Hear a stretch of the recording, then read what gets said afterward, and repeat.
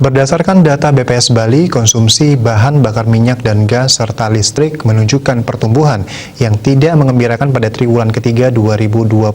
Konsumsi listrik pada Desember 2020 dibandingkan Desember 2019, YoY tumbuh minus 19,34%. Sementara konsumsi bahan bakar minyak jika dibandingkan periode yang sama tahun sebelumnya diprediksi menurun. Kondisi ini dapat menjadi sinyal bahwa kemampuan daya beli masyarakat melemah.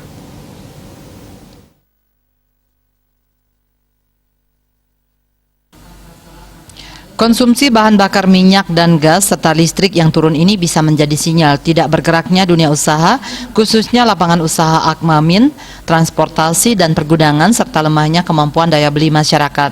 Statistisi ahli muda, Subkoordinator Fungsi Statistik Harga Konsumen dan Harga Perdagangan Besar BPS Bali, Nimade Ina Dariwardani SST SABMAME mengatakan, pada 2020 di Denpasar terjadi pelemahan harga barang selama 6 bulan, sedangkan di Singaraja pelemahan harga barang terjadi selama 4 bulan.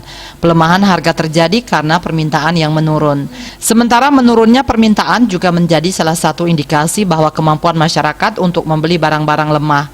Bahkan secara keseluruhan, tahun 2020 perubahan harga barang di Bali hanya 0,80% atau inflasi 0,80% YoY, jauh di bawah ring target Bank Indonesia yaitu 3,5 plus minus 1.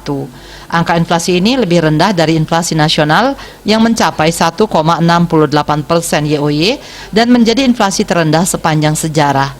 Dikatakan memang survei secara langsung terkait daya beli masyarakat tidak ada, tapi bisa diukur dengan indikator yang lain, salah satunya inflasi dan komponen konsumsi rumah tangga pada PDRB. Inflasi yang rendah atau bahkan deflasi mengindikasikan daya beli masyarakat menurun karena inflasi rendah atau deflasi yaitu kondisi terjadinya penurunan harga barang.